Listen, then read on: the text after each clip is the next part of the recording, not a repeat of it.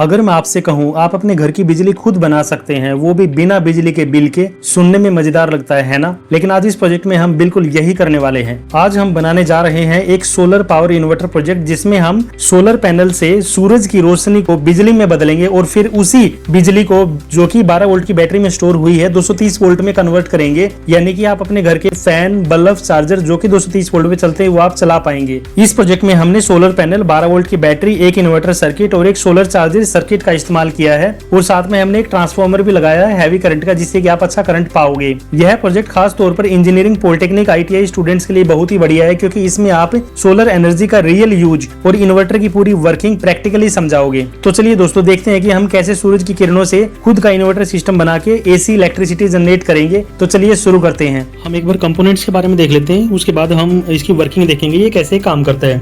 तो ये हमारी हाई करंट की बैटरी है। So this is a battery of the bike. हम ये बाइक की बैटरी हमने इसलिए यूज की क्योंकि इसकी ना करंट काफी स्टेबल होता है और ये 12 वोल्ट और 2.5 एम्पीयर पे काम करेगी। तो काफी अच्छा खासा करंट ये बैटरी है जो आपकी स्टोर कर सकती है। अब इस बैटरी के अंदर जो हमने इलेक्ट्रिसिटी स्टोर की है, यानी कि जो चार्ज स्टोर किया है, उसके थ्रू हम अपने इन्वर्टर चलाएंगे।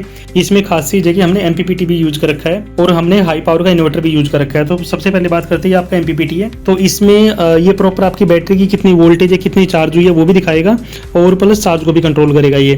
बट बैटरी को आप खाली सोलर पैनल के ऊपर ही नहीं, आप इसको डायरेक्टली AC से भी चार्ज कर सकते हो। तो इसमें अलग से हमने AC पावर सप्लाई बना रखी है जिसके थ्रू हम इसको चार्ज कर पाएंगे बैटरी को।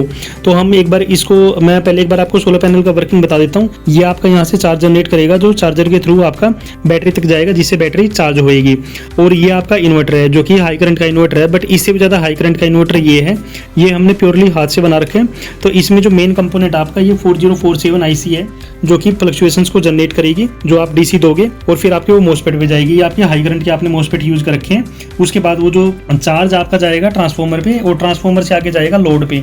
तो हमने इसमें 3 लोड यूज कर रखे हैं। एक लोड L1 आपका ये है जो कि इस इन्वर्टर पे चलेगा। दूसरा लोड हमने ये लगा रखा है जो कि हाई पावर का इन्वर्टर यूज किया हमने, उस पे चलेगा। और इस इन्वर्टर पे आप देखोगे इसमें मेन, ओवरलोड, बैटरी लो, ये सब दिखा रखा है इसके अंदर। यानी कि आपकी जो बैटरी की भी पावर डाउन जाएगी तो उसमें ये इन्वर्टर भी आपको शो करेगा, प्लस यहाँ पे डिस्प्ले के ऊपर भी शो होगी आपकी।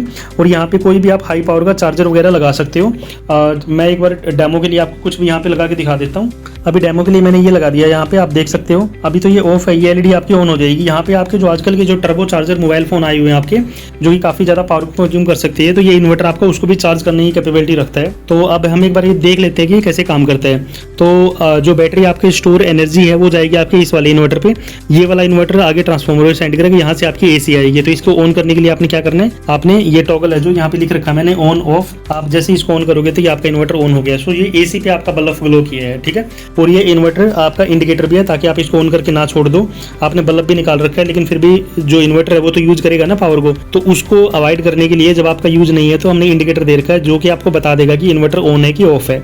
हम इसको यहाँ से ऑफ भी कर सकते हैं। दूसरा इन्वर्टर आपका ये हाई पावर का, इसका मैंने ऑन ऑफ बटन यहाँ पे दे रखा है। ये आप इसको ऑन करोगे तो ये देखिए आपका इन्वर्टर ऑन हो गया।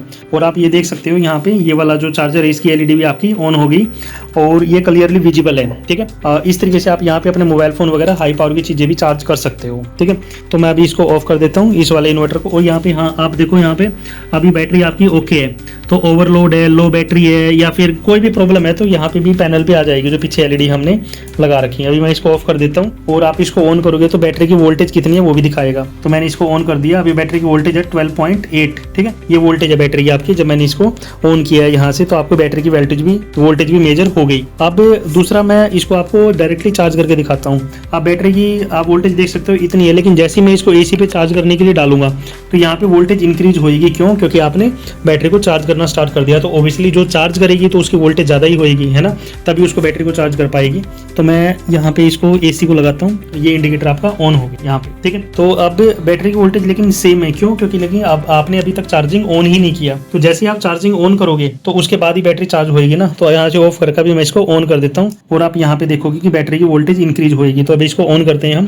ये मैंने ऑन किया और आप ये देखो बैटरी की वोल्टेज इंक्रीज होना स्टार्ट होगी, यानी कि बैटरी की चार्जिंग स्टार्ट होगी। अभी 12.8 था, फिर कितना हुआ आपका 12.9, देन 13। आप कुछ टाइम तक वेट करोगे तो यहाँ पे 13.1 भी हो जाएगा, क्योंकि ये लगातार चार्जिंग चली हुई है आपकी, ठीक है। तो आप थोड़ा सा वेट करो तो हम देखेंगे यहाँ पे 13.1, ये देखिए वोल्टेज कितना आ गया 13.1। तो इस तरीके से आपका जो है कंप्लीट प्रोजेक्ट जो काम करता है, ठीक है।